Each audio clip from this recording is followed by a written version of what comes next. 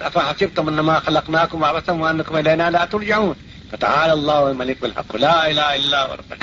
کیا ہے انسانوں تم نے سمجھ لیا ہے کہ ہم نے تم کو بیکار پیدا کیا عبثاً، یعنی کوئی مطلب نہیں تمہارے پیدا کرنے سے، یوں ہی پیدا شوقیہ پیدا کر دیا، تفریحاً پیدا کر دیا. معاذ اللہ، اللہ اس سے پاک ہے. تو اس کے ہاں تفریح اور شوقیہ بات کیا. لیکن اللہ تعالیٰ فرماتا انداز آیت کہ یہ افحسبتم انما خلقناکم عبثا، ارے کیا تم نے سمجھ لیا کہ ہم نے تم کو یوں ہی بیکار پیدا کیا؟ وانکم الینا لا ترجعون، تم ہمارے پاس واپس نہیں لائے جاؤ گے. یہ آیت بالکل چونکا دینے کے لیے کافی ہے. تم اس دنیا میں آئے، کھا پی رہے ہو، اس کا دیا وہ رزق کھا رہے ہو اور اس کی دی ہوئی زندگی سے فائدہ اٹھا رہے ہو اور عیش کر رہے ہو، اور تمہیں اس نے آنکھیں دی، بصارت دی، سماعت دی اور ذائقہ دیا اور ہاتھ پاؤں چلانے کی طاقت دی اور تمہیں اولاد دی اور تمہاری نسل کو بڑھا رہا ہے، سب کچھ دے رہا ہے، مگر تم کو یہی پتہ نہیں کہ یہ دنیا کس کی بنائی ہوئی ہے، کہاں جانا ہے، ہمیں ہمیشہ یہاں رہنا ہے کہ کہیں جانا ہے، اور جانا ہے تو ہمیں کس چیز سے ہمارا کس چیز سے سامنا ہوگا، ہمیں کیا جواب دینا ہے. وہاں اعمال کے متعلق پوچھا جائے گا، سب سے پہلے عقائد کے عقیدے کے متعلق پوچھا جائے گا. تم کس پر عقیدہ تم اس دنیا کے بنانے والے کو ایک سمجھتے تھے، 1050 اور 100,000 جیسے کہ ہندوستان کے لوگ، یونان کے لوگ سمجھتے تھے، استاد سمجھتے تھے. وہاں عقیدہ توحید کے متعلق سوال ہوگا، وہاں ایمان بالرسالت، پیغمبروں پر ایمان لانے کے متعلق سوال ہوگا، وہاں ایمان بالآخرت کے متعلق سوال ہوگا کہ دنیا کے بعد پھر ایک زندگی ہے اور وہاں جزا و سزا ہے، وہاں دوزخ اور جنت ہے. تو یہ سب تمہیں کچھ خبر نہیں، نہ تمہیں اس کی فکر ہے، اور تم زندگی گزار رہے ہو کہ وہ کیا، اس کی صفات کیا ہیں، وہ کتنی بڑی قدرت رکھتا ہے، وہ کتنے اس کے پاس سزا دینے کے کتنے اس کے پاس اس کا سامان ہے. وہ ایک کلمہ کن فیکون سے کہ کن ہو جا، وہ اس ساری دنیا کو الٹ پلٹ کر رکھ سکتا ہے. سب طے کر کے یہ پوری جو دنیا کی بساط ہے، فرش بچھاوت سب کو لپیٹ کر رکھ سکتا ہے. وہ چاہے تو پہاڑوں کو سرنگوں کر دے اور دھسا دے، اور چاہے تو زمین سے پہاڑ نکال دے، چاہے دریاؤں کو سمندروں کو خشک کر دے، اور چاہے سوتے بہا دے اور سوتے نکال دے اور دریا پیدا کر دے، اور وہ چاہے معزز لوگوں کو ذلت دے اور ذلیل لوگوں کو معزز کرے، وہ سب کر سکتا ہے. تو یہ تمہیں یہ نہ معلوم ہونا کہ اس دنیا کو کس نے پیدا کیا ہے، اس دنیا کا خالق کون ہے، کریٹر کون ہے. تمہیں یہ نہیں معلوم کہ پیدا کرنے والے نے دنیا کس مقصد کے لیے پیدا کی ہے. تمہیں یہ نہیں معلوم کہ وہ کیا چاہتا ہے، کس چیز کو پسند کرتا ہے، کس چیز کو پسند نہیں کرتا. تمہیں یہ خیال نہیں معلوم ہے تو تم اس پر عمل نہیں کرتے ہو، تم اس کا کچھ خیال نہیں کرتے، اہمیت نہیں دیتے کہ وہ کس بات سے ناراض ہوتا ہے، کس بات سے راضی ہوتا ہے. یہ تمہارا طرز زندگی ہے. تم یہ نہیں سوچتے کہ تمہارا پیدا کرنے والا تمہارے اوپر جو حکم چلائے گا وہ کیا ہوگا، تمہارے اخلاق کیسے ہیں، تمہارا کردار کیا ہے، تمہارا کیریکٹر کیا ہے، تم کتنا خدا سے ڈرتے ہو، تم کتنا دوسری زندگی کے لیے تیار ہو. یہ اس کو نہیں سمجھتے. اس کے لیے ایک بڑی اچھی مثال میں نے کتاب میں پڑھی تھی، کسی ٹیکسٹ بک میں، کسی کتاب میں، اور میں نے اس کو کئی مرتبہ سنا ہے، لیکن وہ اس سے بہتر مثال ملتی نہیں، اس سے سحری نہیں ہوتی. میں آپ کو وہ بھی سنا دوں کہ ایک مرتبہ اسکول کے کچھ لڑکوں نے وہ پکنک پر گئے، تفریح پر گئے، بادل گھرا ہوا تھا اور ٹھنڈی ہوا چل رہی تھی اور دریا بھی موج پر تھا، ان کی طبیعت بھی موج پر تھی. اور وہ ایک پارٹی نکلی، ایک کلاس کے طالب علم ہوں گے، اسٹوڈنٹ ہوں گے یا کئی کلاسوں کے ہوں، چلو بھائی تفریح کریں. اب تفریح کرنے کے لیے نکلے تو انہوں نے ایک کشتی ناؤ لی، کرائے پر لی، بھائی ذرا ہمیں سیر کرانا. ہم تو بہت اچھا بٹھا لیا ان کو. اب وہ لڑکے خاموش تو بیٹھ نہیں سکتے، اب کشتی پر اور آپس میں تو بات کرتے ہی رہتے تھے، تو اب یہاں بھی آپس میں بات کریں تو کیا کچھ مزہ نہیں. انہوں نے اس کو نشانہ بنا لیا کشتی والے کو. اس سے پوچھا کہ میاں چچا یہ بتا کہ تمہاری کیا عمر ہے؟ انہوں نے کہا کہ 30 سال کی ہوگی. اچھا کہو بھائی تم نے کچھ پڑھا لکھا بھی ہے؟ اس نے کہا نہیں پڑھا لکھا تو کچھ نہیں. کہا نہیں ہے تم نے وہ جیوگرافی تو پڑھی ہوگی، اس لیے کہ تمہیں تو معلوم ہونا چاہیے کہاں کشتی لے جاؤ گے، کون سا علاقہ کس طرف ہے اور ادھر کیا ہے ادھر کیا ہے، جیوگرافی تو پڑھی ہوگی. وہ کہنے لگا کہ یہ کسی آدمی کا نام ہے، کسی آدمی کا نام ہے یا کسی جانور کا نام ہے، کس کا نام ہے جیوگرافی؟ وہ تحقیق لگائے ہوئے، ارے اتنا نہیں جانتے تم، جیوگرافی نہیں جانتے؟ اچھا تو تم نے میتھمیٹکس تو پڑھی ہو، کوئی حساب، اس لیے تم پیسے لیتے ہوگے تو خیال کرتے ہوگے کتنے ملے اور اس سے کتنا کام ہو سکتا ہے، 10 روپے ملے کہ 15 ملے. انہوں نے کہا ہم یہ بھی نہیں سمجھے کہ آپ کیا کہہ رہے ہیں. پھر انہوں نے کہا اچھا وہ پڑھا ہوگا تم نے, کوئی اور نام لیا, سائنس پڑھی ہوگی, کیمسٹری پڑھی ہوگی, وہ سب پہ کہہ رہا کہ ہم آج پہلی مرتبہ نام سن رہے ہیں, ہم جانتے نہیں کہ یہ آپ کیا کہہ رہے ہیں. تو انہوں نے کہنے کہ جا بھائی تم نے اپنی آدھی عمر برباد کی, یعنی 15 برس میں بہت کچھ پڑھ لیتے, 15 برس تک تم نے کچھ نہیں پڑھا تو آدھی عمر برباد کی. وہ چپ ہو گیا چل. اللہ کو رحم آیا اس پر, غریب کشتی والا تھا, ہماری اس سے کون سے عمل پسند آیا, بس یہی ان کو بھی سبق دینا تھا اللہ کو.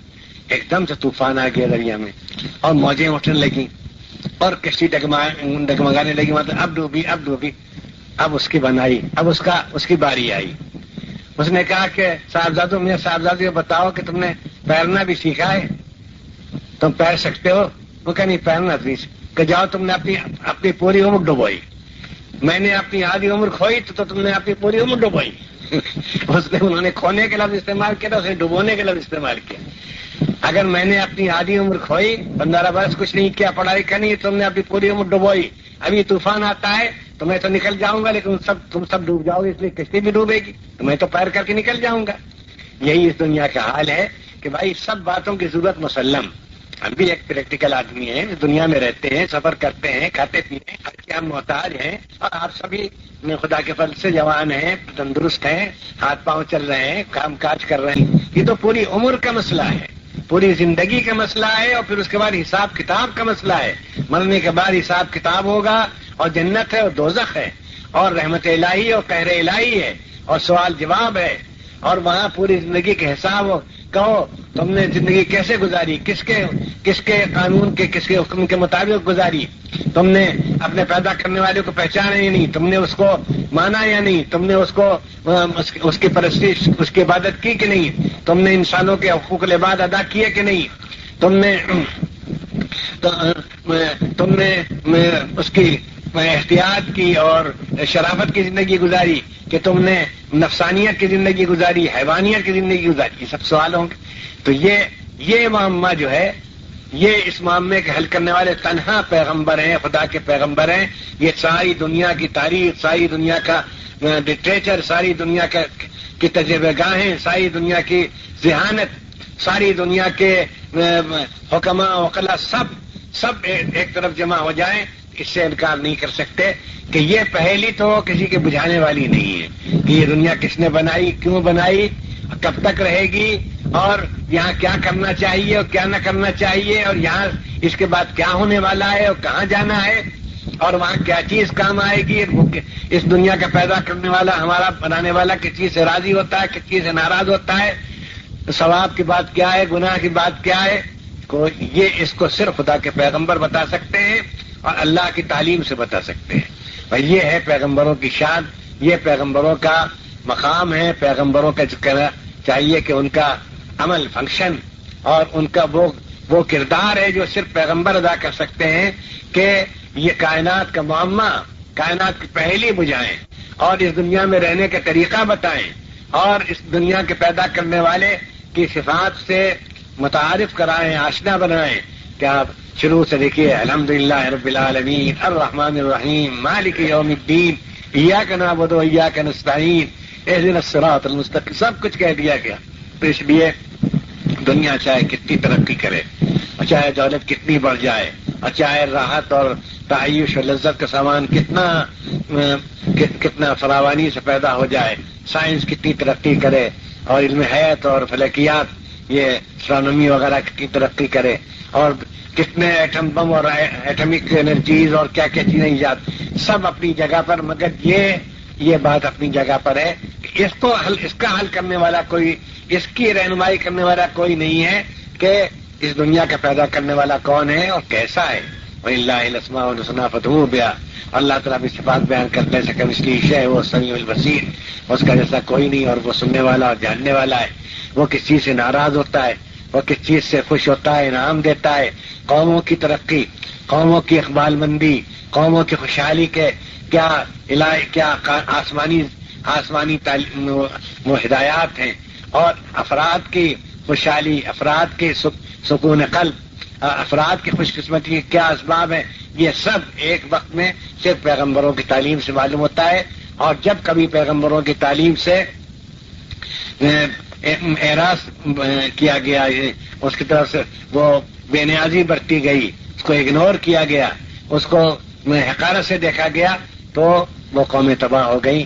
ان کا اللہ تعالیٰ بیان کر رسول یہدوننا بشر یہدوننا، بڑی بڑی ترقی یافتہ قوموں نے کہا یونان کے یہ انسان چلے ہم کو ہدایت کرنے، ہمارے پاس کیا، ہمارے پاس ادب و شاعری کا ذخیرہ کم ہے، ہمارے پاس فلسفہ و حکمت کا سامان کم ہے، ہماری کی ذہانت کچھ کم ہے، یہ ہم کو راستہ بتانے آئے. وہ قومیں تباہ ہو گئیں.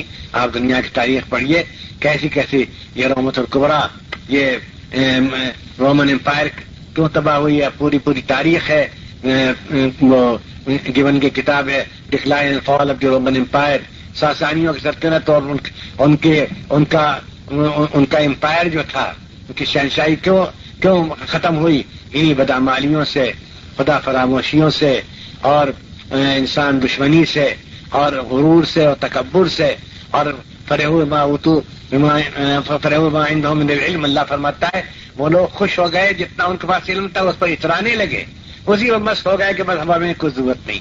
پھر کیا ہوا کہ وہ اللہ تعالیٰ نے ان کو پکڑا، کوئی ایسی چیز انہوں نے اپنے غرور میں ایسی بات کی جو خدا کے غضب کو بھڑکانے والی ہے، خدا کا عذاب لانے والی ہے. ساری دنیا کی تاریخ بتاتی ہے کہ جب عقائد خراب ہوئے، اخلاق خراب ہوئے، اعمال خراب ہوئے، تو ساری دولت کے باوجود، ساری حکمت کے باوجود، اور ساری کتب خانوں کے باوجود، کتابی ذخیرے کے باوجود، اور ساری ذہانت، ایسی ذہانت کہ وہ آسمان کے تارے توڑ کر لائیں اور اس کے بال کی کھال نکالیں، اور اس کے بعد پھر موٹی موٹی باتیں نہیں جانتے تھے کہ ہمارا پیدا کرنے والا کون ہے، کس لیے پیدا کیا، اور کس طرح اس کی عبادت ہوتی، کس بات سے وہ راضی ہوتا ہے. اس لیے وہ راستہ انہوں نے چھوڑ دیا جس راستے سے یہ علم حاصل ہو سکتا تھا، اور وہ راستہ تنہا صرف پیغمبروں کا راستہ ہے. آپ اپنے گھروں میں ایک تو مسجد مکتب قائم کرنے کی کوشش کیجیے.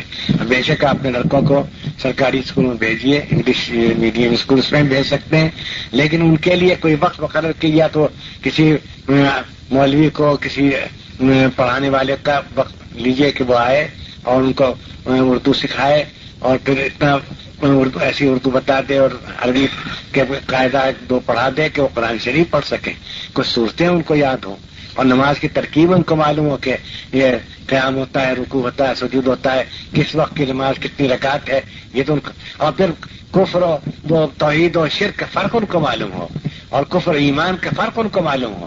یہ اگر نہ ہوا تو بڑے خطرے کی بات ہے، یہ آئندہ نسل منی کہاں جائے گی.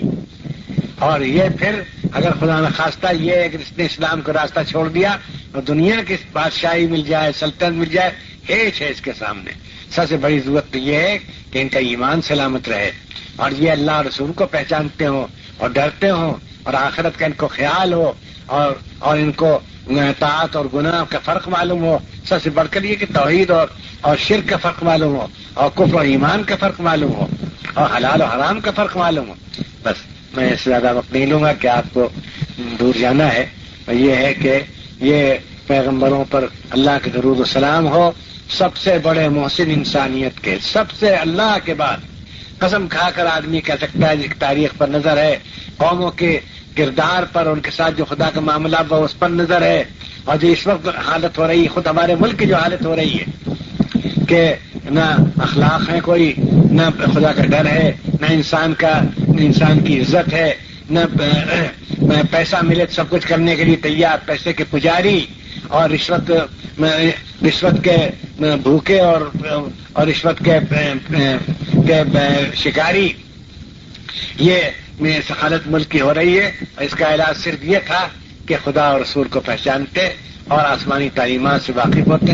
تو اگر ہمارا کسی اور پر بس نہیں چلتا تو اپنے اوپر تو کچھ ہمیں اختیار ہے، ہم اپنے لیے بھی ضروری بنیادی معلومات ہم حاصل کریں، اور اپنی آئندہ نسل کی فکر کریں، مکاتب قائم کریں، مدارس قائم کریں. خدا کا شکر ہے انجمن تعلیمات دین یہاں جو ہے وہ کچھ کام کر رہی ہے، اور اس کے ذمہ دار شاید یہاں بھی ہوں، ان کے ساتھ تعاون کیجیے، جا بجا مکتب اور مدرسے قائم کیجیے، اور اپنے بچوں کو دینی تعلیم دلانا کھانے پینے سے اور ان کے علاج سے اور عید کے کپڑوں سے زیادہ ضروری سمجھیے. بس میں اس بات پر ختم کرتا ہوں. دعا فرمائیے کہ اللہ تعالیٰ ہم کو ہدایت دے اور ہم کو اپنے پیغمبروں کے مقام سے آشنا اور ان کے پہچاننے والا بنائے اور ہمیں ان کی عزت، ان کا احترام، ان کی قدر اور ان کی دی ہوئی نعمت کے شکر کی توفیق عطا فرمائے اور ہمیں اسلام پر قائم رکھے اور ایمان پر دنیا سے